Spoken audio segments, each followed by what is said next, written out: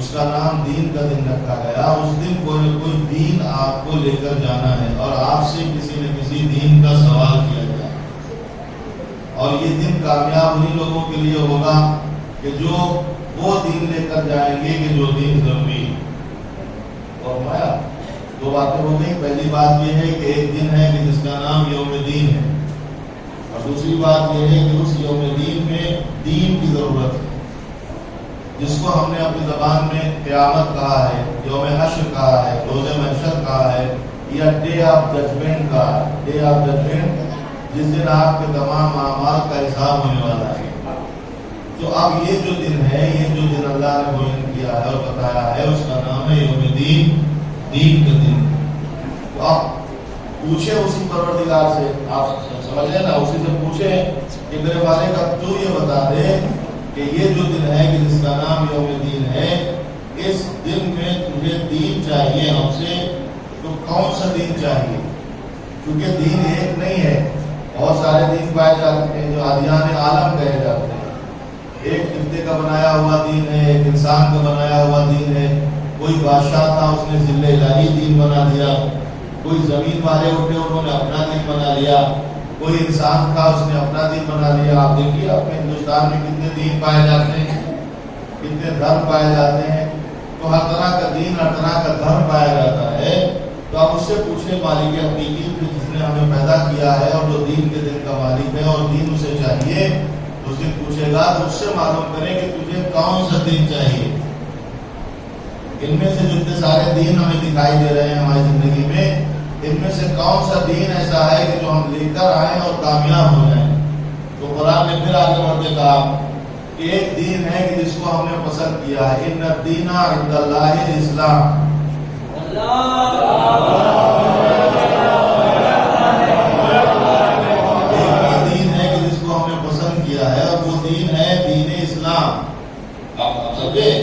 چھوٹی سی آیت میں اللہ نے کہا ان الدین عند اللہ الاسلام. اس کا مطلب یہ ہے کہ اس کے علاوہ جتنے بھی دین ہیں ان کو اللہ پسند ہی نہیں کرتا.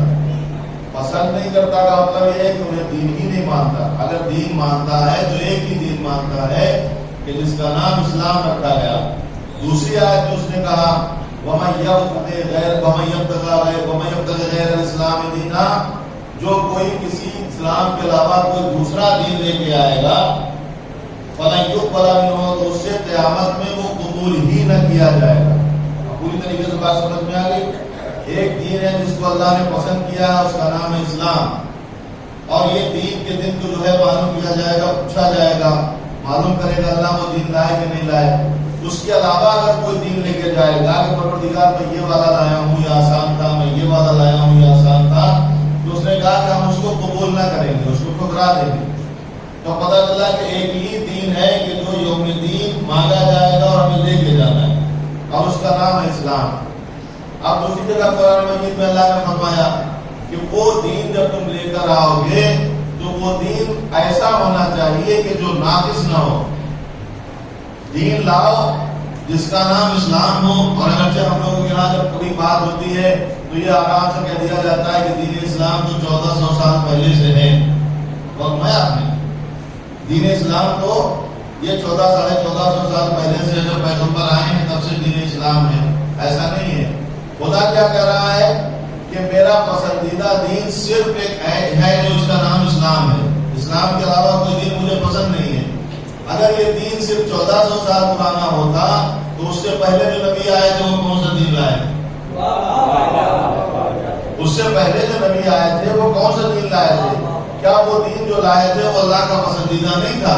آدم کا دین، نوح کا دین، ابراہیم کی شریعت، جناب موسیٰ کا دین، جناب عیسیٰ کا دین، ایک کم 1,24,000 انبیاء جو دین لائے ہیں، کیا وہ دین اللہ کو پسند نہیں ہے؟ اور اگر پسند ہے تو اس کا مطلب یہی ہے کہ وہ بھی دین اسلام ہی تھا. وہ جو آدم لائے تھے وہ بھی اسلام تھا، جو نوح لائے تھے وہ بھی اسلام تھا، جو ابراہیم لائے تھے وہ بھی اسلام تھا، جو موسیٰ لائے تھے وہ بھی اسلام تھا. یہ سارے دین جو لے کر آئے تھے، سارے قوانین جو لے کر آئے تھے، یہ سب کے سب اسلام کے قوانین تھے. اور اگر میری بات آپ کی سمجھ میں نہ آئے تو پھر قرآن اٹھائیں. اکثر لوگ سوال کرتے ہیں قرآن میں کہاں ہے، قرآن میں کہاں ہے، تو اٹھائیں قرآن مجید میں ان لوگوں کا ایک اعتراض ہے کہ جو دین ماننے کو تیار نہیں تھے، وہ یہ کہتے تھے کہ محمد کوئی نئی بات تھوڑے کہہ رہے ہیں، یہ تو وہی بات کہہ رہے ہیں کہ جو آدم نے کہی تھی، نوح نے کہی تھی، ابراہیم نے کہی تھی۔ یہ ساری باتیں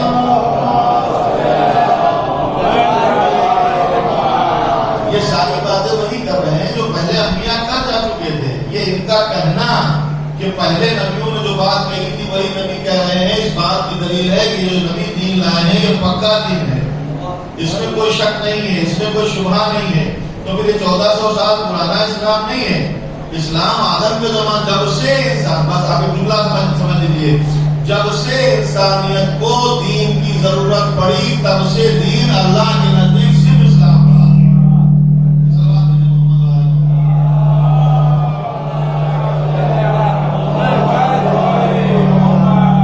جب سے ضرورت دین محسوس کی گئی اور انسانیت کو ضرورت پڑی دین کی، تب سے دین صرف اسلام رہا ہے۔ اور اسلام رہا ہے، اس لیے رہا ہے کہ اللہ کا پسندیدہ دین ہے۔ وہ آدم اللہ کی پسند کے خلاف تو کوئی تبلیغ کر نہیں سکتے۔ حضرت آدم وہی تبلیغ کریں گے جو خدا کو پسند ہے، حضرت نوح وہی شریعت بتائیں گے جو اللہ کو پسند ہے، اس لیے کہ نوح کی شریعت وہی ہے جو اللہ نے دی ہے۔ اب اللہ نے جو دین دیا ہے، جو شریعت دی ہے، آدم سے چلا ہے، 1400 سال پرانا نہیں ہے، 1400 سال پرانا نہیں ہے۔ اچھا ابھی 1400 سال کی بات کیوں آئی وہ میں بتانا چاہتا ہوں۔ 1400 سال پرانا نہیں ہے، آدم نے بھی وہی دین دیا، نوح نے بھی وہی دین دیا، ابراہیم نے وہی دین دیا، اور ہر ایک اپنے جانے سے پہلے آنے والے زمانے میں اس دین کا ایک وارث چھوڑ کر گیا۔ جو جا رہا ہے وہ اپنے پیچھے ایک وارث بنا کر جا رہا ہے کہ میرے بعد یہ ہے جو دین دے گا، وہ دین دے گا جو میں لایا ہوں۔ اس کا مطلب یہ ہے کہ ہر نبی نے اپنے بعد کسی نہ کسی کو اپنی جگہ پر معین کیا ہے۔ کوئی نبی اپنے لائے ہوئے دین کو لاوارث چھوڑ کر نہیں گیا ہے۔ کوئی نبی اپنے لائے ہوئے دین کو بغیر ولی کے، بغیر ہادی کے چھوڑ کر نہیں گیا ہے۔ یہ امانت الہی ہے، ٹرانسفر ہوتی نہیں جا رہی ہے۔ آدم سے لے کر خاتم تک ہر نبی نے اپنے بعد کسی ایسے کے حوالے کیا جس کے ایمان پر یقین تھا، جس کی زبان پر یقین تھا، جس کے کردار پر یقین تھا، جس کی سیرت پر یقین تھا۔ یہ میں اس لیے کہہ رہا ہوں کہ اگر اس کے ایمان پر یقین نہ ہو تو خیانت ہو جانے کا خطرہ رہتا ہے۔ کسی ایسے کو معین کیا ہر نبی نے کہ جو خیانت نہ کرے، جو بتایا جا رہا ہے وہ بتائے، جو بتایا جا رہا ہے وہ بتائے۔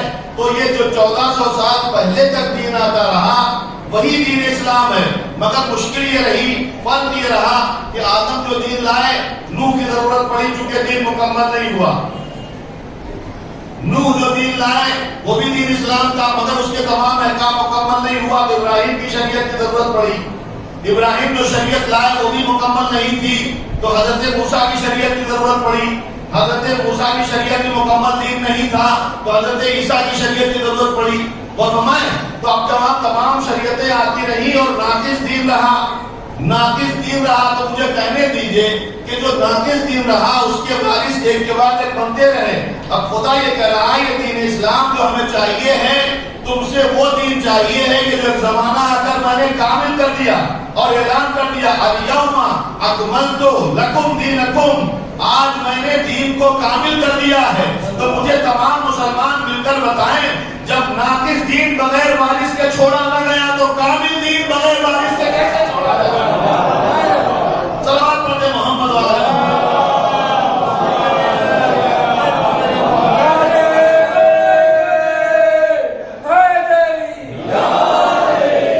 آپ اندازہ لگا سکتے ہیں کہ جو دین کامل ہو چکا ہے آج، الیوم، لفظ الیوم ہے نا، الف لام کے ساتھ یوم پر جو الف لام آ جاتا ہے اس کے معنی ہوتے ہیں ٹوڈے، ٹوڈے آج۔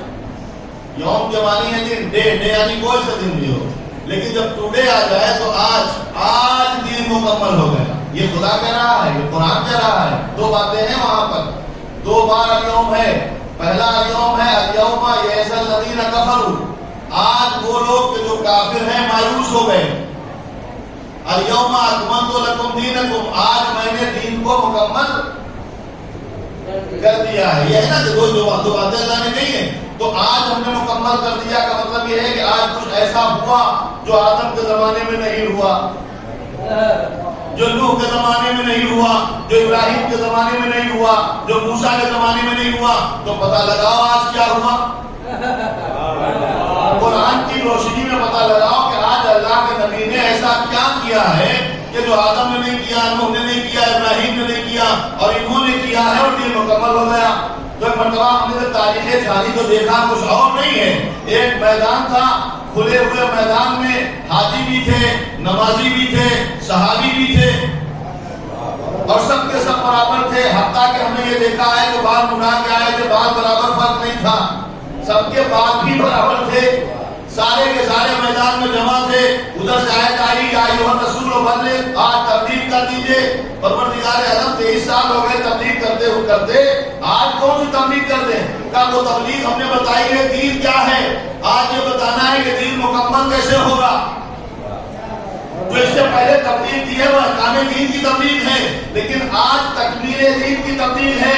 تو پتہ لگایا مسلمانوں نبی نے کیا کیا. بس اتنا سب نے لکھا, اونٹوں کے کجاووں کا منبر بنایا اور سوالات کے مجمع کو دھوپ میں روکا, جہاں نہ سایہ تھا, نہ ٹھنڈ تھی, نہ بیٹھنے کی اور بھاگنے کی جگہ تھی, اور منبر پر کسی کو ہاتھوں کو اٹھا کر یہ کہا, من کنتو مولا ہو فہذا علی مولا. جس کا میں مولا ہوں اس کے علی مولا ہے. یہ منظر آدم کے زمانے میں نہیں نظر آیا, یہ نوح کے زمانے میں منظر نظر نہیں آیا, یہ ابراہیم کے زمانے میں منظر نظر نہیں آیا. تو جب دین مکمل ہو گیا, دین جب تکمیل کی منزل تک پہنچ گیا, تو پروردگار نے کیا فرمایا. نبی کے پاس کچھ لوگ آئے, انہوں نے کہا رسول اللہ بڑی محنتیں کی ہیں, آپ نے بڑی مشقتیں کی ہیں, ہمیں انسان بنایا, ہم جانور تھے, جانتے نہیں تھے کچھ بھی, اللہ کو نہیں پہچانتے تھے, آپ نے اللہ کو پہچانوایا. تو اتنا ساری محنت کا ہم کچھ صلہ دینا چاہتے ہیں. توجہ چاہتا ہوں, کچھ صلہ دینا چاہتے ہیں, کچھ ہم اجر دینا چاہتے ہیں. تو نبی خاموش ہے کہ کیا اجر لائے ہیں. وہ سوچ رہے تھے کہ ہم کہیں گے یا رسول اللہ ہم اجر دینا چاہتے ہیں, تو نبی کہیں گے کالی کالی آنکھوں والے اونٹ لے کر آؤ, ڈھیر سارے دولت لے کر آؤ, ڈھیر سارے زر و جواہرات لے کر آؤ, تو ہم لوگ اکٹھا کریں گے, چندہ کر کے نبی کے پاس دے دیں گے, احسان بھی ختم ہو جائے گا, معاملہ بھی طے ہو جائے گا, ہے کہ نہیں. تو لوگ یہ سمجھ رہے تھے کہ نبی دولت طلب کریں گے, کہ ہم دولت لا کے دے دیں گے پیغمبر کو, اجر رسالت ادا ہو جائے گا, محنتوں کا صلہ مل جائے گا. اب ایسا نہیں ہے کہ محنت کا صلہ مانگا نہیں, مانگا ہے نبی نے, اور حکم خدا کا مانگا ہے, لفظ قل کے ساتھ مانگا ہے. کیا کہا قل. قل کا کہنا اس بات کی دلیل ہے کہ نبی نے اپنی مرضی سے نہیں مانگا, اس کے اشارے پر مانگا. اپنی محنت کا صلہ اس کے اشارے پر مانگا. اب یہاں تک آپ آگے ہیں. اب پھر قرآن پڑھیے. کچھ لوگ قرآن کو جب پڑھتے ہیں تو پھر قرآن سے جو ہے وہ یہ تلاش کرتے ہیں کہاں سے اہل بیت کے خلاف کوئی آیت نظر آ جائے, کہاں سے ان کے عمل کے خلاف کوئی اعتراض نظر آ جائے. تو انہوں نے اور آیتیں پڑھی. حضرت نوح سے جب کسی نے کہا اجر کے سلسلے میں, تو جناب نوح کہتے ہیں مجھے اجر نہیں چاہیے, میرا اجر اللہ پر ہے. حضرت ابراہیم کہتے ہیں کہ میرا اجر اللہ پہ ہے کہ نہیں. قرآن کی آیت ہے کہ حضرت نوح کہتے ہیں کہ میرا اجر اللہ پہ ہے, حضرت ابراہیم کہتے ہیں میرا اجر اللہ پہ ہے. ہر نبی ایک کم 1,24,000 انبیاء میں سب یہ کہتے ہیں کہ میرا اجر اللہ پہ ہے, میری محنت کا صلہ اللہ دے گا. لیکن یہ پیغمبر ہیں کہ جن کو وہی کہہ رہا ہے قل لا اسألکم علیہ اجرا, مانگ لیجیے آپ اجر. تو سب نے تو مانگا نہیں, کسی نبی نے نہیں مانگا. یہ نبی نے کیوں, آخری پیغمبر نے کیوں مانگا؟ لوگ اعتراض کر رہے ہیں کہ نبی نے مانگا ہے, باقی کسی نے نہیں مانگا. یہ کیا بات ہے؟ حضرت نوح تو اپنی محنت کر کے چلے گئے, اجر مانگا نہیں. حضرت ابراہیم اپنی محنت کر کے چلے گئے, اجر مانگا نہیں. نوح پتھر کھا کے چلے گئے, اجر مانگا نہیں. موسیٰ جو ہے دریائے نیل سے نکل کے چلے گئے, محنتیں کر کے چلے گئے, اجر مانگا نہیں. پیغمبر نے 23 سال کی تبلیغ میں جو محنتیں کی ہیں اس کا اجر کیوں مانگا؟ یہ اعتراض ہو رہا ہے کہ نہیں ہو رہا؟ تو جب ان کو حق نہیں تھا اجر مانگنے کا, تو پیغمبر کو کیسے ہو گیا؟ حالانکہ قرآن میں ہے وہ اللہ کی مرضی سے ہی مانگا ہے. تو اب سنیے اس کی وجہ کیا ہے جو میں کہہ چکا ہوں, لیکن میں ابھی اشارہ کروں گا, آپ سمجھ جائیں گے جو میں پوری بات کہہ چکا ہوں. ایک شخص کو آپ نے معین کیا, صبح صبح اس کو بلا کے لائے, کہتے تو 10 بجے سے لے کر شام کے 6 بجے تک ہمارے یہاں کام کرنا ہے. 10 بجے سے لے کر شام کو 6 بجے تک آپ کو ہمارے یہاں کام کرنا ہے اور آپ کی مزدوری ہم نے طے کی ہے کہ ہم 200 روپیہ یا 100 روپیہ دیں گے. یہ مزدوری طے ہو گئی ہماری ایک مزدور سے. اس نے کہا ٹھیک ہے, اس نے قبول کر لیا. ہم نے کہا بسم اللہ. 10 بجے اس نے کام شروع کیا. جیسے ہی 12 بجا اس نے ہمارے سامنے ہاتھ پھیلایا, جاؤ ہماری مزدوری دو. اس نے کہا ہماری محنت دو. تو ہم نے کہا بھائی ابھی تو 12 ہی بجے ہیں نا, ابھی کام پورا کہاں ہوا ہے, آگے بڑھیے. آپ کا کام ہمارے دونوں درمیان جو بات ہوئی ہے وہ 6 بجے تک کا ہے. تو اس نے کہا ٹھیک ہے, کام شروع کیا. پھر 2 بجے ہاتھ پھیلا دیے, پھر بھی ہم نے یہی جواب دیا. 4 بجے اس نے مانگا. تو کیا اس کو 2 بجے حق ہے مانگنے کا؟ کیونکہ اس کا کام ابھی ادھورا ہے نا, کام پورا ہوا نہیں ہے. کب اس کو حق ہے کہ وہ اجر مانگے اپنا؟ اپنی مزدوری مانگنے کا کب ہے؟ جب کام پورا ہو جائے, کام مکمل ہو جائے, تب 6 بجے وہ کہے میری مزدوری تو اسے مانگنے کا حق ہے اور ان پر دینا واجب ہے. جناب آدم مانگتے تو 2 بجے والی بات ہوتی, ابراہیم مانگتے تو 12 بجے والی بات ہوتی, موسیٰ مانگتے تو 4 بجے والی بات ہوتی. کوئی نہیں کہتا ابھی تو دین مکمل ہی نہیں ہوا ہے, اجر کہاں سے مانگ رہے ہو؟ جہاں مکمل ہو گیا اسے حق ہوتا ہے کہ وہ اجر مانگ سکے. صلوات پڑھ دے محمد.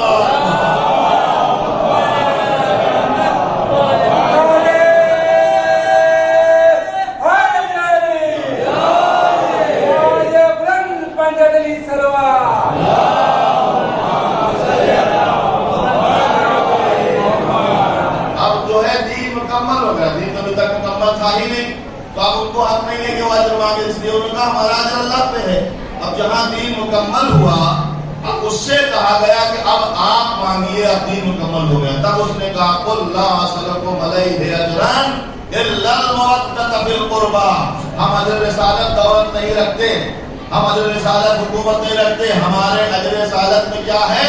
خدا کے حکم سے ہمارے اقربا, قربا سے مودت اختیار کرنا, قربا سے مودت اختیار کرنا. اب اس کا ترجمہ جب کرتے ہیں تو کہتے ہیں ہمارے رشتہ داروں سے محبت کرنا.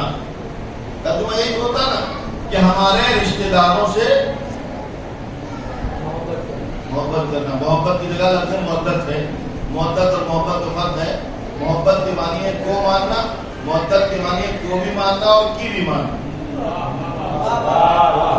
محبت کے معنی ہے, دیکھیں ہم آپ کو اس لیے کہہ رہے ہیں علی کو امام سب مانتے ہیں, سب مانتے ہیں علی کو امام سب مانتے ہیں. نبی کو بھی نبی سب بہت سارے لوگ مانتے ہیں, لیکن نبی کو نبی ماننا کافی نہیں ہے, نبی کی نبوت کا ماننا ضروری ہے. علی کو امام ماننا کافی نہیں ہے, علی کی امامت کو ماننا ضروری ہے. اب اگر کوئی کہے کہ ہم بھی علی کو مانتے ہیں, ہم بھی پنجتن کو مانتے ہیں, تو بھائی آپ پنجتن کو مانتے ہیں لیکن پنجتن کی کہاں مانتے ہیں؟ سوال ہے محمد.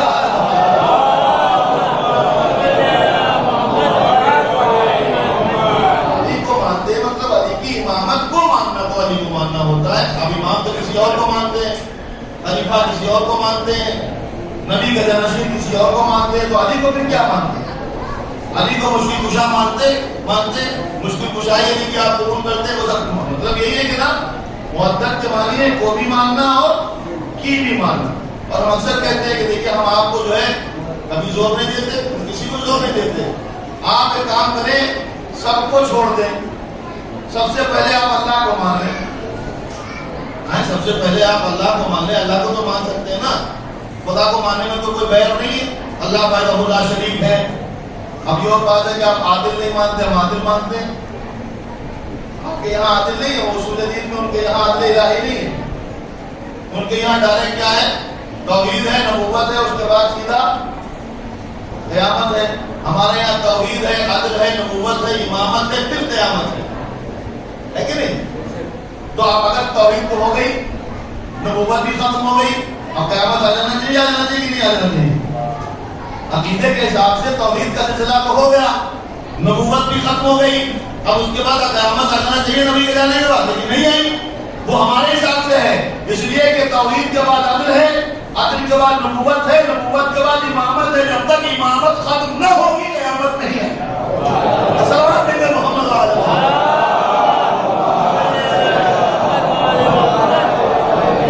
اور یہ امامت کو وہ ہے کہ جو صرف دنیا میں نہیں آخرت تک جانے والی، محشر تک نہیں نا. یاد ہے تو قرآن کی آیت پڑھیں یوم یدعو کل اناس بامامہم، قیامت کے دن ہر شخص کو اس کے امام کے ساتھ بلائیں گے.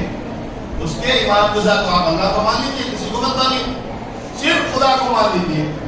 اب جب خدا کو آپ مان لیں پوری طرح سے مانیں، چھوٹا موٹا نہ مانیں، ایک دم مانیں. آمنا صدقنا، جو وہ کہے اس کو مانیں، اس کے اپنے کو اس کے حوالے کر دیں. تو جب اللہ کو ہم نے مان لیا تو معاملہ ختم ہو گیا. اب ہمیں کوئی مسئلہ کہنے کی ضرورت نہیں ہے.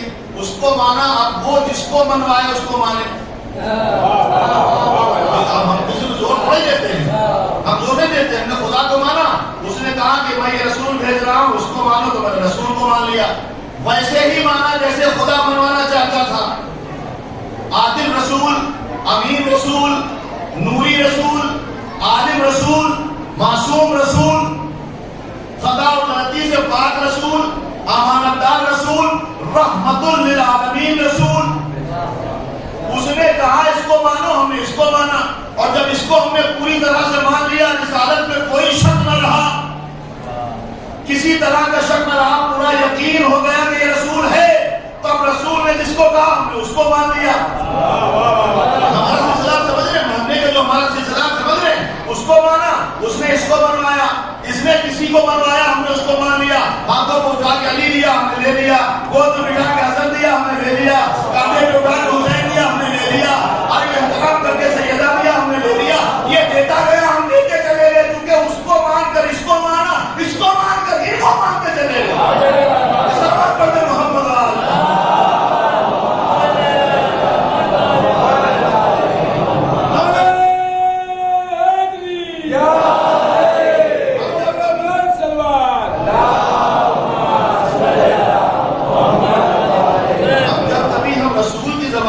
بات سن کر اس پر عمل کرتے ہیں تو یہی سوچ کر کہتے ہیں کہ یہی اللہ کا حکم ہے. یہ جو نبی فرما رہے ہیں یہ حکم الہی ہے. اور جب نبی کے بعد ہم علی کی کوئی بات مانتے ہیں تو یہی سوچ کے مانتے ہیں کہ علی کی نہیں ہے، رسول کی بات ہے. اب جب علی کے بعد جب حسن کو مانتے ہیں تو حسن کی کسی بات پہ یقین ہوتا ہے، اسی لیے کہ یہ حسن کی نہیں، یہی بات علی کی بھی ہے، یہی بات رسول کی بھی ہے. تو آپ سلسلہ دیتے چلے جائیے. اور یہ ایسا سلسلہ تو ذہب سلسلہ ہے، یہ ایسا سلسلہ ہے کہ جس کو کہا جائے سلسلۃ الذہب، سونے کی زنجیر. سونے کی زنجیر جو آپ جانتے، جو انگلش میں کیا کہتے ہیں اس کو کیا کہتے ہیں؟ زور سے بولے، ہمیں یاد ہے لیکن ہم آپ سے پوچھیں. چین جو گلے میں پڑتا نا، چین، سونے کی چین جو پہن رہتے ہیں.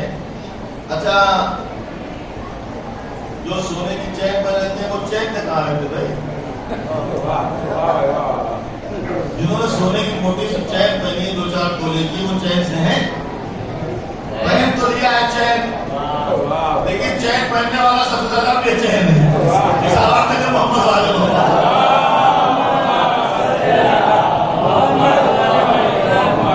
بے چین رہتا ہے. پتہ نہیں کب چھین کے لے جائے. تو چین پہننے سے نہیں ملتی، چین پہننے سے چین حاصل نہیں ہوتی ہے. چین تو کہیں اور سے ملتی ہے. وہاں چلے جائیے، چین ہی چین ہے. آپ ڈالی چین پہنے ہو تب بھی چین ہی چین ہے، کوئی بے چینی نہیں ہے. اگر یقین نہ دیکھیے، موت بالی پر سری چھری، گردن پر ہونٹوں پر دعا. موت بالی پر چھری، گردن پر ہونٹوں پر دعا. دیکھتی ہے چشم حیرت محل سجدہ کروں ہے. مثال میرے محمد والے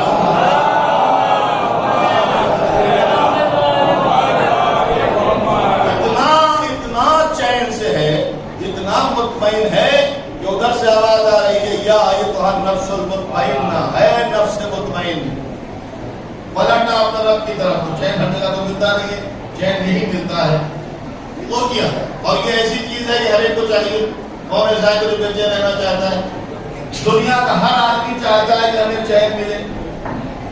چاہتا کہ نہیں چاہتا؟ دنیا کا ہر آدمی چاہتا ہے کہ ہمیں اطمینان ملے، لیکن یہ مشکل ہے کہ یہ اطمینان کسی دکان پر نہیں ملتا. کسی شاپنگ مال میں ملتا ہے. اگر کسی شاپنگ مال میں ملتا ہوتا تو جن کے پاس دولت ہے وہ سب سے زیادہ مطمئن ہوتے. جو ڈھیر سارے پیسے رکھتے ہیں، دولت مند ہیں، ان سے زیادہ مطمئن دنیا میں کوئی ہوتا؟ کیونکہ وہ بک رہی ہے شاپنگ مال میں، کتنی مہنگی ہو خرید لیتے، چین خرید کے لاتے، گھر میں رکھ لیتے. اطمینان خرید کے لاتے گھر میں رکھ لیتے. غریب بیچارہ تو بیچے لیتا, اس کے پاس پیسے نہیں خریدنے کے لیے. لیکن جو سب سے زیادہ دولت مند ہوتا وہ سب سے زیادہ مطمئن ہوتا. لیکن ہے اس کا الٹا, جس کے پاس سب سے زیادہ دولت ہے وہ سب سے زیادہ بے چین ہے. نہیں, سو جاتے ہیں فٹ پاتھ پر اخبار بچھا کر, سو جاتے ہیں فٹ پاتھ پر اخبار بچھا کر, مزدور کبھی نیند کی گولی نہیں کھاتے.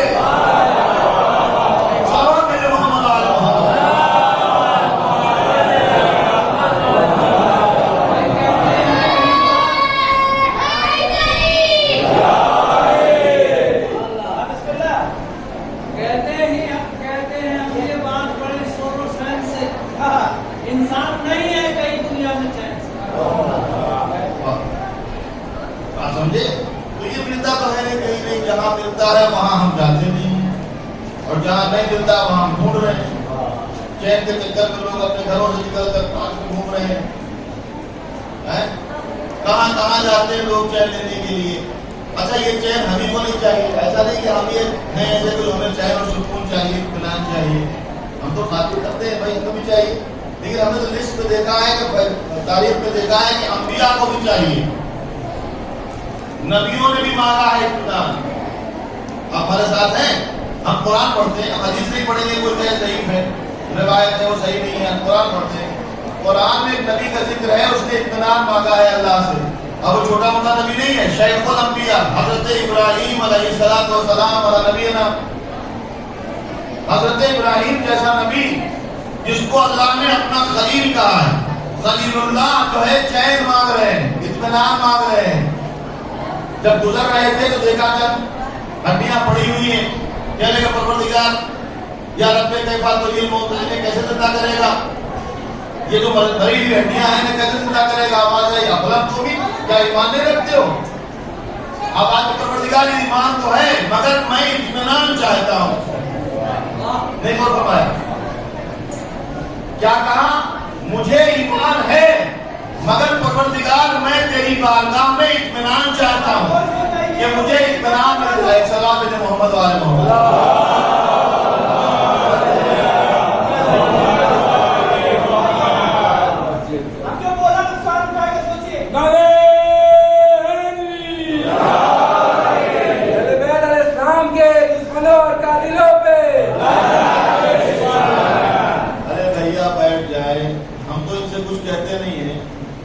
قوم وہ ہے کہ جو نبی کے گھر میں خاموش نہ رہی. محمد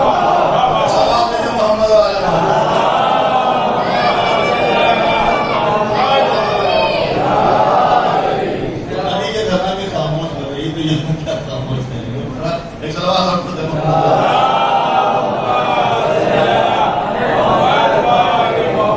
کہاں کہ میں چاہتا ہوں کہ مجھے اطمینان حاصل ہو. خلیل اللہ ہیں, اللہ کے دوست ہیں, نبی ہیں, شیخ الانبیاء ہیں, رسول کے جد امجد ہیں. اللہ کی بارگاہ میں کیا کہہ رہے ہیں, مجھے چین چاہیے. ادھر کی آواز آ رہی ہے, یا یہ تو نفس المطمئنہ, سند اطمینان دے رہا ہے خدا. خدا خود کہہ رہا ہے کہ یہ مطمئن ہے حسین.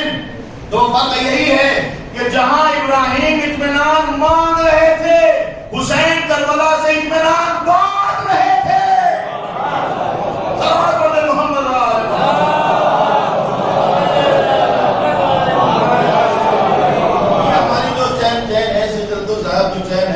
ہم نے کیسے مانا, اس کو مانا, اس نے کہا ان کو مانو, ہم ان کو مانا, اس نے کہا ان کو مانو, ہم ان کو مانا. ان کے ماننے پر مانتے چلے, کیونکہ ان کا ماننا ان کے ماننے کے برابر تھا جو ان سے پہلے تھے. تو ہمارے ماننے کا سلسلہ تو یہی ہے, ہم نے اسی طرح سے مانا ہے. ہم کہاں کہتے کسی کو کہ بھائی آپ ان کو مان لیجیے, آپ ان کو مان لیجیے جس کو مانتے ہیں. خدا کو مانتے ہیں, خدا کو مان لیجیے. جو خدا کسی کو منوائے اس کو مان لیجیے.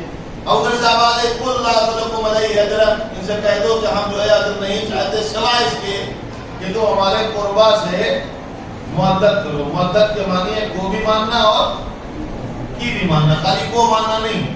کو ماننے میں گڑبڑ ہو جائے گا بھائی. اب یہ تو پہلے ہوا تھا, پہلے دن ہوا تھا جس دن انسان بنا تھا پہلا حضرت آدم, اور اس کے بعد اس میں جب روح ڈالی گئی تھی وہی گڑبڑ ہو گیا تھا. دو لوگ تھے جن کو حکم دیا تھا اللہ نے سجدہ کر دینا, جیسے جیسے میں اس میں روح ڈالوں نفخت فیہ من روحی، جیسے میں اس کے اندر روح ڈالوں تو تم دونوں سجدہ کرنا. جو بھی آئے آسمان تھے تو ان میں سے دو گروہ ہو گئے نا. ایک گروہ کا اکیلا ایک آدمی تھا اور ایک گروہ میں سارے فرشتے تھے. تو فرشتوں نے سجدہ کر لیا اور ایک نے نہیں کیا. کیوں نہیں کیا؟ یہ کہہ کر کہ نہیں کیا کہ پروردگار تجھے سجدہ کروں گا بس، تجھے مانوں گا بس، تجھ سے مانوں گا بس. آپ کو مزاج سمجھے نہیں سمجھے؟ دیکھیے کبھی کبھی ہمارے یہاں اس دنیا میں بھی کسی عرب کی سرزمین سے یہ نعرہ نکلتا ہے اللہ سے مانگو بس،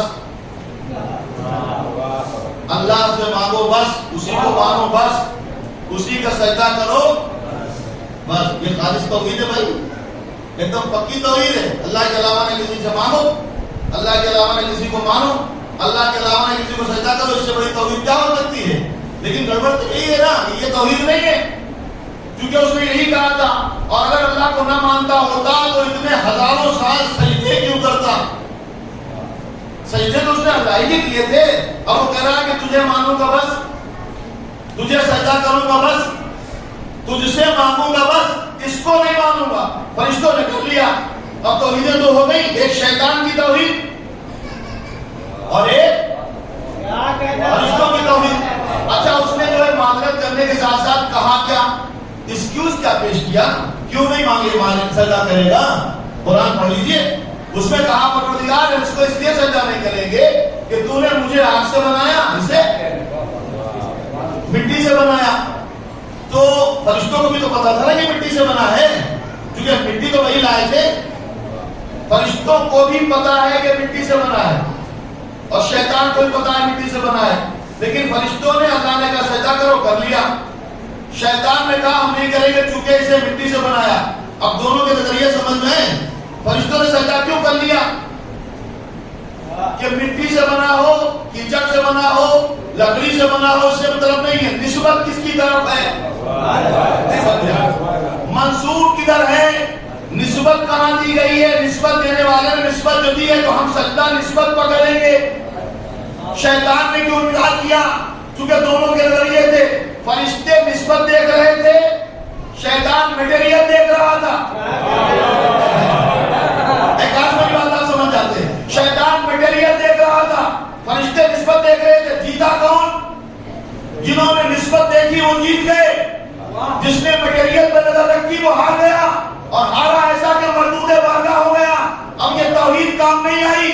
اب اگر کبھی کوئی آپ کے سامنے کہے کہ یہ عرب کیا ہے، اس میں ٹکڑا ہے، ایک چھڑ ہے، ایک پریرا ہے، تو جس کی نظر جو ہے نسبت نہ ہو وہ حسین کا ماننے والا ہے، اور جس کی نظر میٹیریل نہ ہو شیطان کا ماننے والا ہے. صلوات پڑھنے دل محمد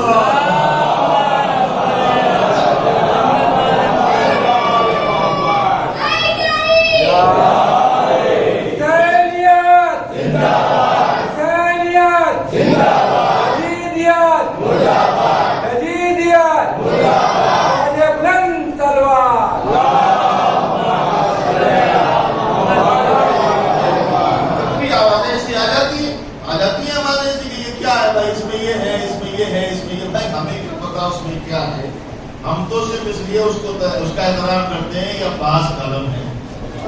نسبت کس کی طرف ہے؟ یہ حسین کا تعزیہ ہے، یہ معصومین میں سے کسی کا تابوت ہے. اگر اس کو تابوت کو چوم کر اور نسبت کا احترام کرتے ہیں، ہم نے دیکھا ہے کہیں سے توحید ہو گئی. اب توحید کا مطلب سمجھے.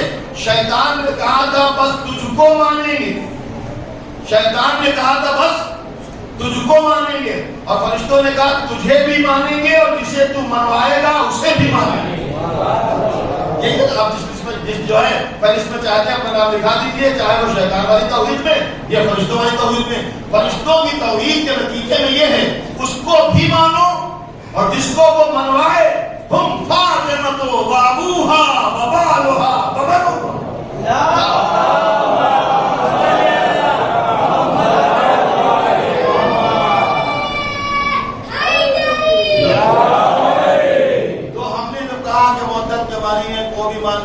ماننا. تو اب یہاں پر جو آواز آئی اس میں لکھا تھا کہ المودۃ فی القربى قربا، قربا کے معنی رشتہ دار نہیں، آپ گھبرائیے نہیں، قربا کے معنی رشتہ دار نہیں، کیونکہ رشتہ دار تو بہت سارے تھے، کچھ کمر بندی رشتہ دار بھی تھے، ٹھیک ہے نہیں؟ بھائی رشتے تو دو طرح کے ہوتے ہیں، خونی رشتہ ہوتا ہے، نسبتی رشتہ ہوتا ہے، تو رشتہ تو وہ بھی ہوتا ہے نا، جو شکر صاحب ہیں یہ ہے، اپنے تو کہہ نہیں سکتا وہ یہ فلاں صاحب ہے، یہ فلاں صاحب ہے، جو بیوی کی طرف سے رشتہ دار ہوتے ہیں، ہوتے کہ نہیں ہوتے ہیں؟ رشتہ دار تو وہ بھی ہوتے ہیں نا، تو یہاں رشتہ دار کا مسئلہ نہیں ہے، یہاں رشتہ دار کا لفظ ہے ہی نہیں، رشتہ دار کا لفظ ہے، یہاں لفظ ہے قربا، قاف رے بے اور یہ کے اوپر الف، جس کو کہتے ہیں الف مقصورہ، قربا۔ اب آپ قربا کو سمجھ لیجیے، دیکھیے ہمارے یہاں ہر ایک لفظ ہوتے ہیں، چھوٹا بڑا اور پچھلا، جیسے ہوتا ہے صغیر جو مرد کے لیے بولا جاتا ہے، جینٹس کے لیے ہوتا ہے، صغیر کو کے معنی ہوتے ہیں چھوٹا، اور جب کہیں بہت چھوٹا، سب سے چھوٹا، تو کہتے ہیں اصغر، جو اس میں تفسیر میں لے جا کے صیغہ بنایا جاتا ہے، آج آپ سمجھتے ہیں عربی کا جو اصول ہے، جو گرامر ہے، جب صیغہ اس میں تفسیر میں جاتا ہے تو مصغر ہو جاتا ہے، کچھ اصغر کو صغیر کو اصغر کر دیا تو صغیر کے معنی چھوٹا، اصغر کے معنی سب سے چھوٹا، ایسے ہی کبیر، کبیر کے معنی بڑا، اکبر کے معنی سب سے بڑا، سمجھ گیا؟ ایسے ہی قریب کے معنی نزدیک، اور اقرب کے معنی الف سے اقرب کے معنی ہے سب سے نزدیک۔ یہ جتنے بھی صیغے میں نے بیان کیے ہیں یہ سب مردوں کے لیے، جینٹس کے لیے، صغیر سے اصغر، کبیر سے اکبر، قریب سے اقرب، یہ سارے، قریب یعنی ایک نزدیک ایک مرد، اقرب یعنی بہت نزدیک مرد، صغیر یعنی چھوٹا مرد، اصغر یعنی بہت چھوٹا مرد، کبیر یعنی بڑا مرد، اکبر یعنی سب سے بڑا مرد، یہ ہوا مردوں کے لیے۔ لیکن عربی کا اصول یہ ہے کہ مردوں کے اور عورتوں کے صیغے الگ الگ ہیں، مردوں کے لیے الگ بولا جاتا ہے، عورتوں کے لیے جیسے ہی اور شی ہوتا ہے، انگلش میں ہی اور شی ہوتا ہے، ویسے ہی عربی میں بھی مردوں کے لیے صیغے الگ ہوتے ہیں اور عورتوں کے لیے صیغے الگ ہوتے ہیں۔ اب آئیے، اگر اسی صیغے کو جس کو میں نے مردوں کے لیے بنایا ہے، جب ہم کنورٹ کر کے لیڈیز کے لیے، عورتوں کے لیے کریں گے تو صغیر سے اصغر بنا۔ اب اگر ہم اس کو صغیر سے اصغر کو ہم اگر عربی کریں گے مرد عورت کے لیے تو اصغر نہیں ہوگا، صغرا ہوگا، اصغر سے صغرا بنے گا، صغرا یعنی سب سے چھوٹی ایک عورت، کبیر سے اکبر بنا، اور اکبر سے جب ہم اس میں تفصیل میں جا کر عورت کے لیے بنائیں گے تو ہوگا کبرا، کبرا کے معنی ہے سب سے بڑی عورت، اور ایسے ہی قریب کے معنی ہے اقرب، سب سے قریب مرد۔ لیکن جب اقرب کو ہم اور مرد کے بعد عورت کے لیے بنائیں گے تو آئے گا قربا۔ قرآن کیا کہہ رہا ہے؟ اِلَّا الْمُوَدَّةَ فِي الْقُرْبَى، اس سے محبت کرو کہ جو نبی کے سب سے قریب ایک عورت ہے۔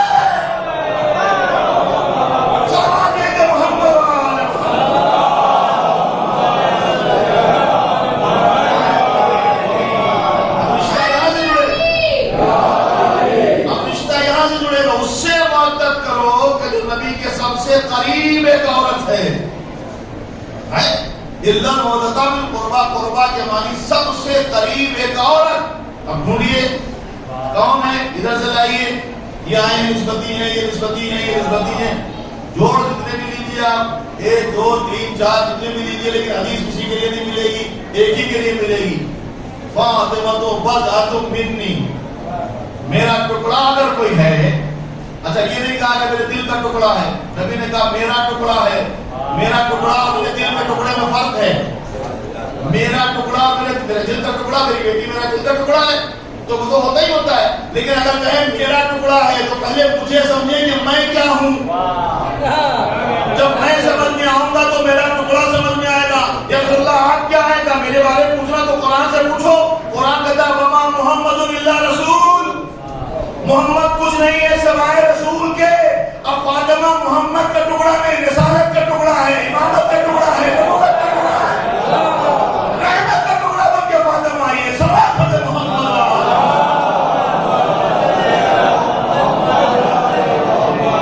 صفات و کمالات پیغمبر کے نظر آئیں گے، سارے کمالات میں شریک ہے جناب زہرا سلام اللہ علیہا۔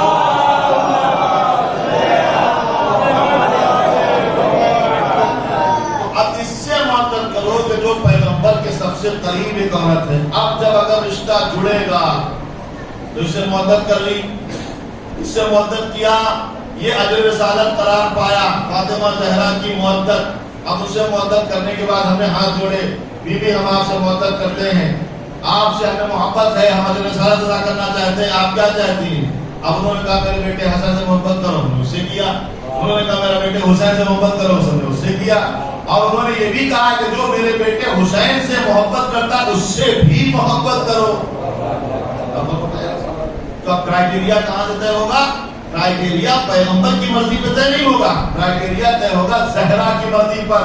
یاد رکھنا، محشر میں نجات پیغمبر کی شفاعت کو نہیں، زہرا کی شفاعت کو۔ صلوات پڑھیں محمد و آل محمد۔ یقیناً پیغمبر شفیع محشر ہیں، لیکن جس سے زہرا ناراض ہے پیغمبر بھی اس کی شفاعت نہیں کر سکتے۔ اب آ جائیے، لے آئیے، کسی کو بھی لے آئیے، چاہے جہاں لٹا دیجیے، میں تو کسی کو منع نہیں کرتا، پیغمبر کے گھر میں لٹا دیجیے، پیغمبر کے پہلو میں سلا دیجیے، ہم کوئی منع نہیں کرتے۔ اگر زہرا ناراض ہے، اچھا پہلو میں سونے میں اور پروگرام بھائی بڑی مشکل ہے نا، نبی کے پہلو میں رہنا بہت مشکل ہے بھائی۔ زہرا کو ستا کر پہلو پیغمبر میں رہنا اور مشکل ہو گیا، نہیں بتاؤ کیسے ہو؟ آپ نے روایت سنی ہے کہ ہر روز 70,000 ملائکہ اترتے ہیں، آپ نے سنا؟ ہر روز 70,000 ملائکہ اللہ کے یہاں سے آسمان سے اترتے ہیں، جو کعبے کا طواف کرتے ہیں، اس کے بعد پیغمبر کی خدمت سلام کرتے ہیں، اس کے بعد وہاں سے جو ہے مدینے سے نجف آتے ہیں، نجف سے کربلا آتے ہیں، شام ہوتے ہوتے وہاں پہنچتے ہیں اور صبح تک وہیں رہتے ہیں اور صبح کو چلے جاتے ہیں اور قیامت تک وہ نہیں آئیں گے۔ پوری زندگی میں فرشتوں کو ایک بار کربلا کی زیارت نصیب ہوتی ہے۔ یہ تو آپ ہے کہ جن کو ہر سال حسین بلا لیتے ہیں کہ نہیں؟ یہ 70,000 ملائکہ جو آتے ہیں یہ سب جانتے ہیں، یہ 70,000 ملائکہ تو معمولی نہیں ہے، یہ وہی ہیں کہ جو جناب زہرا کے خادم ہیں۔ نہیں آپ سمجھے؟ یہ پہلو میں رہنا تو مشکل اور ہو گئے نا۔ 70,000 کا لفظ جب عربی میں آتا ہے تو اس کے معنی ہوتے ہیں انگنت۔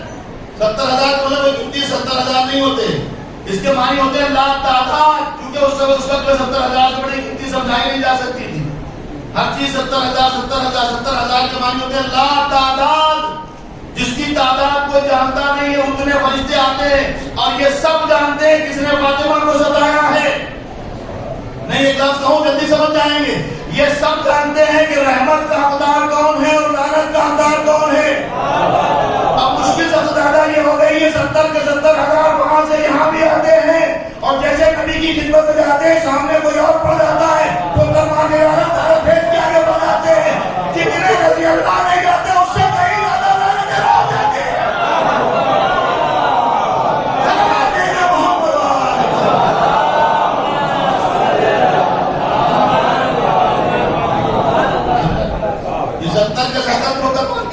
ہٹو یہاں سے، یہ مصیبت اور ہو گئی، بہرحال مجھے نہیں پتا، لیکن قیامت کے دن اسی سے پیغمبر راضی ہوں گے جس سے جناب زہرا، اور جناب زہرا اگر ناراض ہیں تو پیغمبر بھی ناراض ہیں۔ انہوں نے کہہ دیا کہ ان کی دشمنی میری دشمنی ہے، من آذاہا فقد آذانی، جس نے اس کو تکلیف دی، حلوہ نہیں ہے یہ باغ فدق کہ لے لیا بچ گئے ہو گیا، نہیں، اس کا لمحہ لمحہ حساب دینا ہے، لمحہ لمحہ حساب دینا، یہ معمولی کام نہیں ہے جو کیا ہے مسلمانوں نے۔ انصاف یہ بھی خوب کیا منصفوں ہی نے، انصاف یہ بھی خوب کیا منصفوں ہی نے، آپس میں بانٹ کھائی وراثت بطول کی۔ معمولی کام نہیں ہے، ویسے نہیں ہے، جناب زہرا ہیں، بی بی زہرا ہے، یہ خاتون محشر کہی جاتی ہیں، ان کی رضا خدا کے پر مجھے جہاں تک پہنچنا تھا وہاں تک آتے تھے، ایک جملہ کہہ دوں وہ میں عرض کر رہا تھا، سلسلۃ الذھب، پیغمبر اسلام کے بعد نبی کی حدیث بیان کرنے والا سلسلۃ الذھب کا جو سلسلہ ہے وہ ہے کہ جو امام علی رضا علیہ السلام نے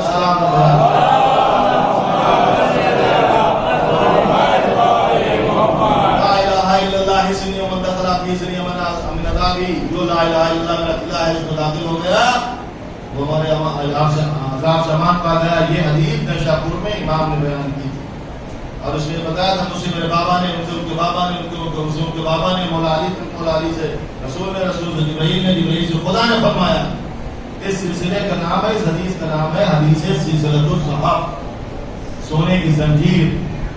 یعنی اس کا کوئی راوی غیر معصوم نہیں، سارے معصوم ہیں، سارے راوی معصوم ہیں.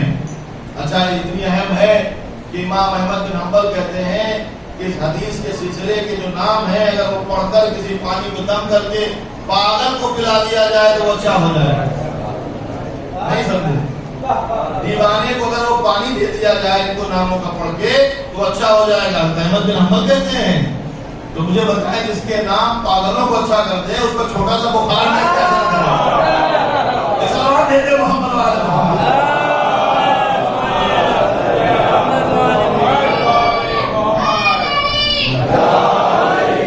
یہ امام علیہ السلام کا سلسلہ ہے.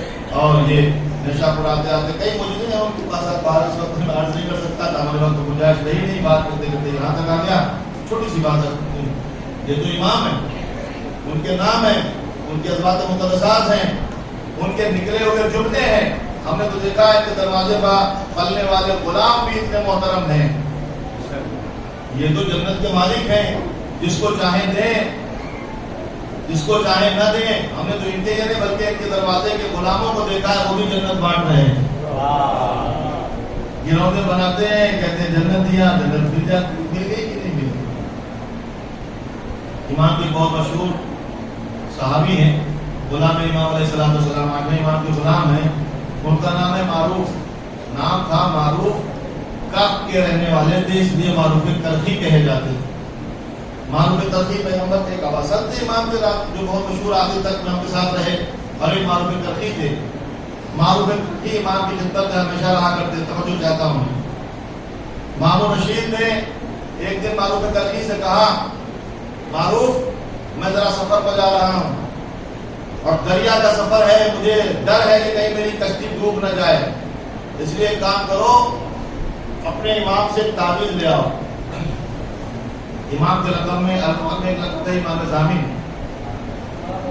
امام ضامن کے معنی امام ضامن آہو، ایک ہرن کی ضمانت دی تھی، اس لیے آپ کا لقب امام ضامن ہے. بازو کو جو امام ضامن باندھا جاتا ہے جب کوئی سفر پر جاتا ہے بازو کو باندھتے ہیں. مسلمان جو جانتے سبھی جان مانتے، ہم ہی نہیں مانتے تو مسلمان ہی مانتے. کہتے ہیں یہ امام ضامن ہے، یہ جائے گا حفاظت سے آئے گا. میں بتا رہا ہوں کہاں سے چلا ہے. یہ امام ضامن باندھ کر جاتے ہیں، یہ باندھنا الگ ہے، اور امام کا لقب ضامن آہو کی بنیاد پہ ہے. معروف سے کہا امام کے پاس جاؤ تعویذ لے آؤ تاکہ میں اسے اپنے بازو کو باندھ لوں اور میں حفاظت سے سفر پر جاؤں، دریا مجھے نقصان نہ دے، میری کشتی نہ ڈوبے اور میں خیریت سے واپس آؤں. معروف نے اس کا چہرہ دیکھا. مامون ہے، امام کا دشمن ہے، امام کے فضیلتوں سے ڈرتا ہے، لیکن یہ جانتا ہے کہ پاور انہی کے پاس ہے. کیونکہ حجت خدا وہ ہوتا ہے کہ جس کے ہاتھ میں نظام کائنات ہوتی ہے. اور ہمیں آپ نے حجت خدا وہ ہوتا ہے، میں پھر کہتا ہوں، بابا کے دور کہتا ہوں، دلیل کے ساتھ کہتا ہوں، حجت خدا وہ ہوتا ہے کہ جس کے ہاتھ میں نظام کائنات کی بار ڈور ہوتی ہے. وہ ہلتی ہوئی زمین کو ٹھہرا سکتا ہے، وہ چلتے ہوئے پانی کو روک سکتا ہے، وہ چمکتے ہوئے ستارے کو اپنے دروازے پر بلا سکتا ہے، وہ ڈوبتے ہوئے سورج کو پلٹا سکتا ہے، وہ چلتی ہوئی ہواؤں پر قبضہ کر سکتا ہے، وہ بادلوں کو بلا کر انہیں ہوائی جہاز کی طرح استعمال کر کے سفر کر سکتا ہے. ارے وہ زندہ کو مردہ اور مردہ کو ٹھوکر مار کے زندہ کر سکتا ہے. یہ اس لیے ہے کہ قرآن کہتا ہے کہ پوری زمین کا مالک و مختار خدا ہے، مگر وہ جسے اپنی طرف سے بارش بنا دے.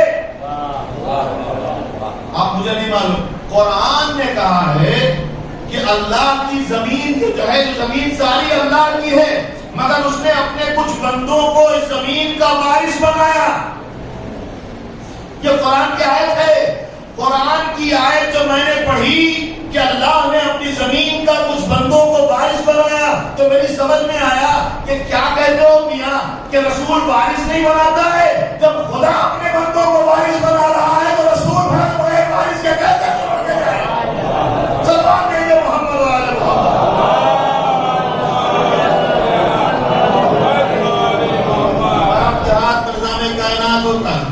کہا ان سے تعویذ لا دینا تاکہ میں حفاظت سے جاؤں اور واپس آ جاؤں. معروف نے چہرہ دیکھا, گئے. جانے کے بعد ایک بڑا ہوا پیپر دیا اس کو, اور اس نے لیا. لینے کے بعد کپڑے میں باندھ کے اس کو بازو پر باندھ دیا. امام دامن ہم لوگ باندھتے ہیں نا, ہمارے سکہ باندھتے ہیں, ویسے باندھتے ہیں, بعد اس کا جو بھی ہوتا ہے, تو وہ امام دامن اس نے باندھ لیا. باندھنے کے بعد چل دیا سفر پر. یقین اتنا ہے کہ ایمان کو دیا تعویذ سے ڈوبے گے نہیں, لیکن کیا مصلحت الہی ہے. جب دریا کے بیچ میں پہنچا تو موجوں نے گھیر لیا. آگے میں آج پکڑے گئے. وہ بھی انتظار کر رہی تھی, آؤ تو صحیح ہم دیکھیں تمہیں. چاروں طرف سے بھون میں جو کشتی اٹکی اور اسے یقین ہو گیا کہ اب ڈوب جائیں گے. تو مامون نے سوچا کہ یہ کیسے ہو سکتا ہے, امام کا تعویذ میرے بازو کو بندھا ہوا ہے اور یہ کشتی میری ڈوبنے والی ہے, بھون مجھے کیوں ستا رہے ہیں, یہ موجیں کسی راستہ کیوں لے دے رہی ہیں. ایسا نہیں ہو سکتا کہ امام کا تعویذ بھی ہو اور موجیں مجھے روک بھی لیں. اب اس کو شک پیدا ہوا کہ کہیں معروف نے گڑبڑ تو نہیں کیا. اس کو شک پیدا ہوا معروف نے کچھ گڑبڑ تو نہیں کیا. اس نے کیا کیا, کھولا. کھولنے کے بعد اس کو کاغذ کو سیدھا کیا. اس پہ لکھا تھا پروردگار معروف کرزی کا واسطہ اسے بچا لینا. ایسا تھا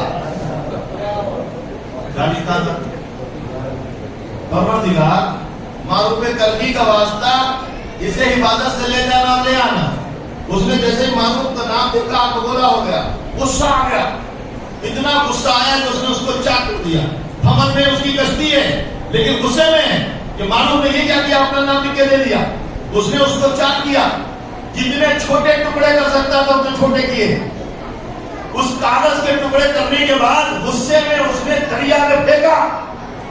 جیسے ہی وہ ٹکڑے پانی پر گرے موجیں رک گئی, بھون ٹھہر گئے, کشتی ٹھہر گئی. آسانی اور سلامتی کے ساتھ گیا اور جانے کے بعد سلامتی کے ساتھ واپس آیا. اور آنے کے بعد سب سے پہلے معروف کو بلایا. معروف, میں نے تم سے کہا تھا امام سے تعویذ لانا. معروف, میں نے کہا تھا امام سے تعویذ لانا, تم نے اپنا ہی نام لکھ کے دے دیا. تو معروف نے کہا میاں امام کے تعویذ کے لائق تو تم ہو نہیں. ارے جب کام غلاموں کے نام سے چل جائے تو صلوات پڑھ دے محمد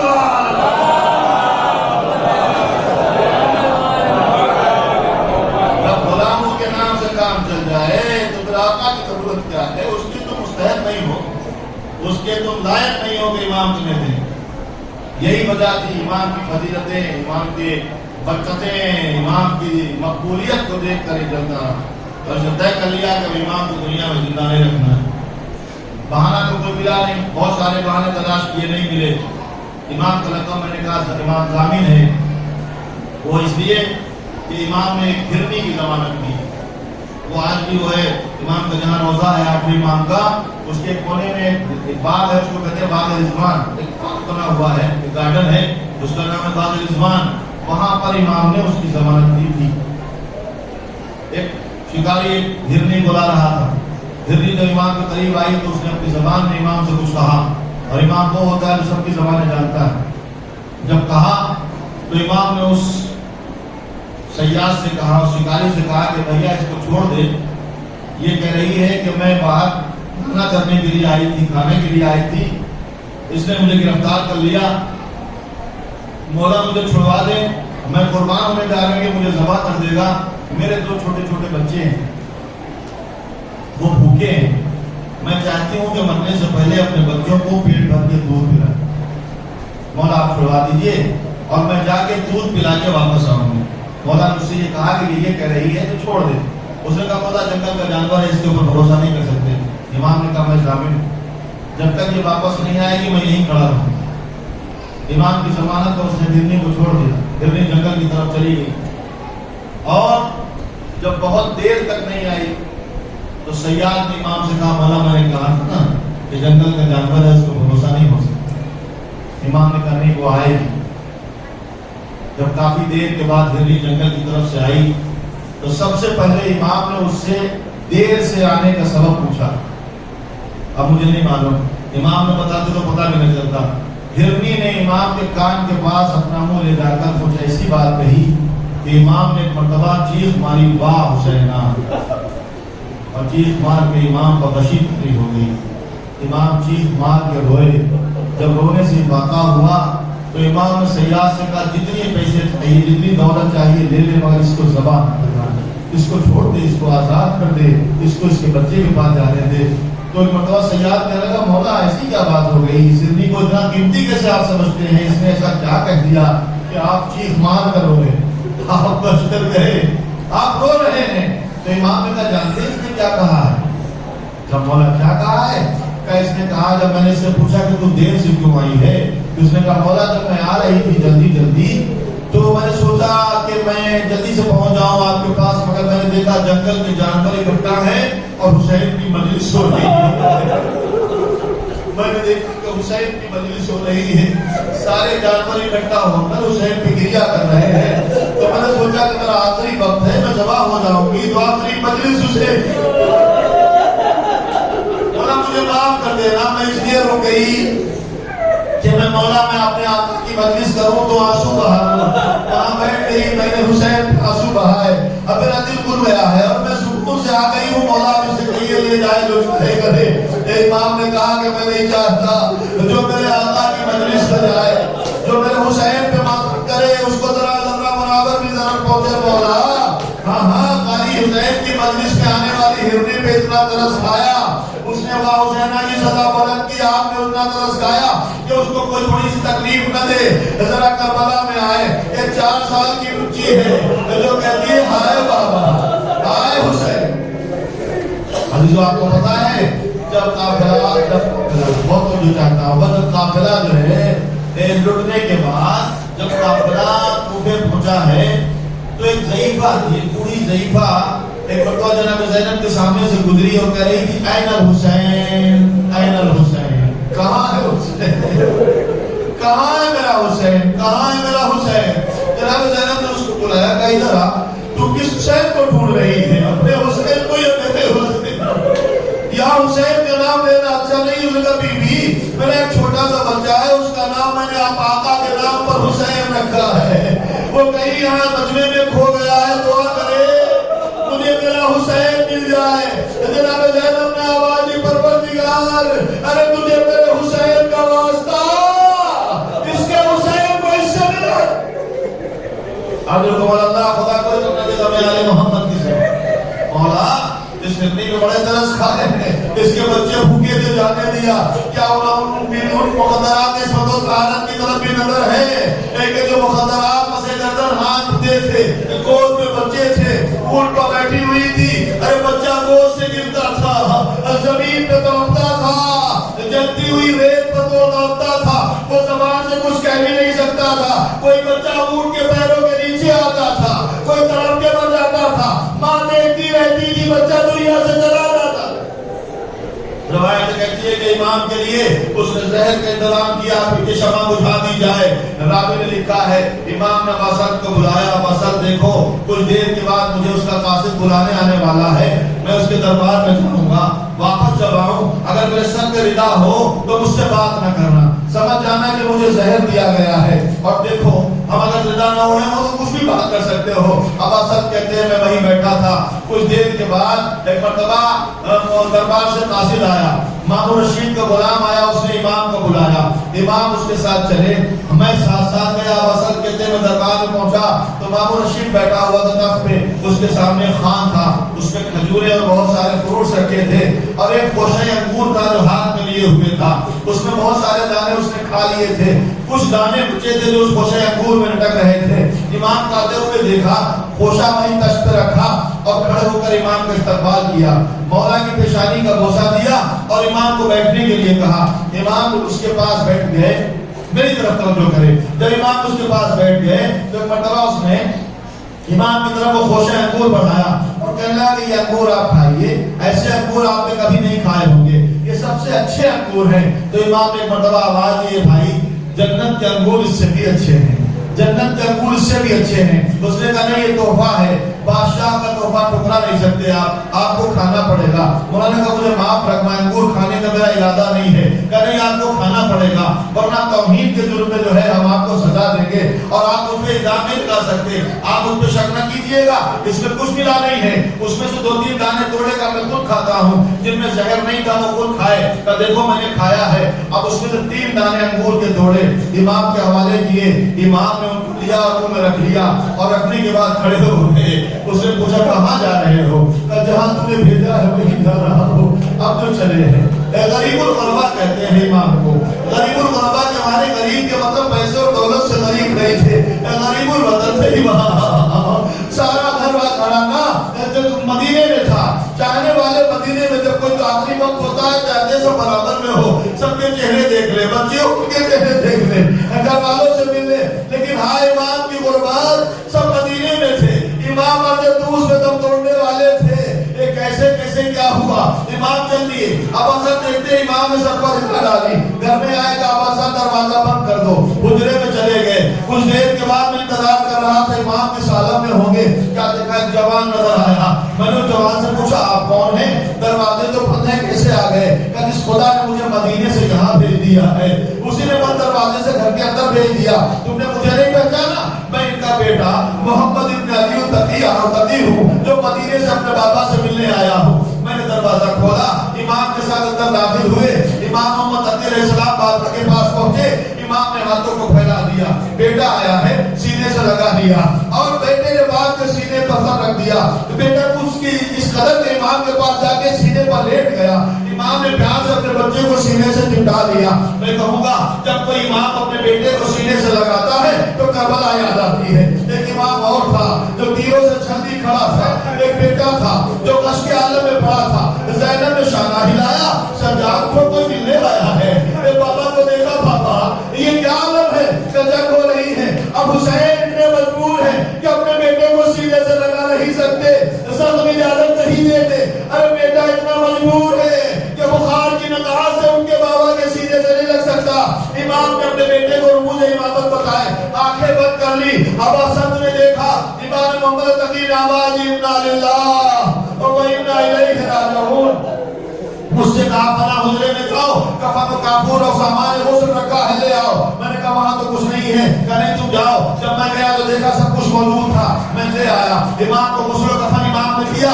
उसके बाद एक ताबूत पर आया जो मैंने उठा के लाके इमाम को दिया। इमाम ने ताबूत पे अपने बाबा को रखा और रखने के बाद नमाज पढ़ाई।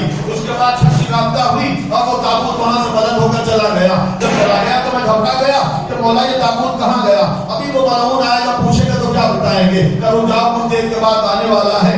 अल्लाह ये इरादा कर रखा, अल्लाह ने कर रखा है कि वसी जहां भी हो, चाहे मशरिक में हो और नबी चाहे मगरिब में हो, तो दोनों के रूहों को मिला देता है। ये अपने बापे जो है नबी से मिलने के लिए गया है, अभी रूहे कुछ से लेकर आएंगे। कुछ देर के बाद फिर से शिकायत हुई, छत खोलकर वो ताबूत आया।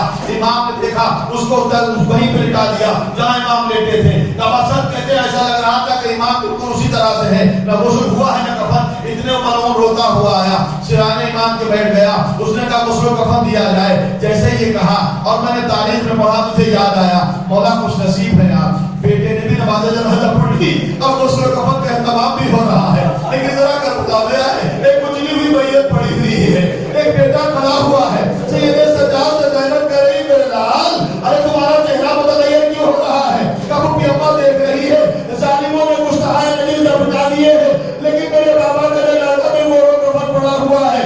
इमाम को गुस्ल दिया गया, जनाजा उठा, कब्र के हवाले किया गया। जब कोई जनाजा कब्र के हवाले होता है तो सज्जाद का वो जुमला याद आता है, बाबा अरे आपका बेटा बहुत मजबूर है, हाथों की हथकड़ियां उठाने की इजाजत नहीं देती। आए इमाम के जनाजा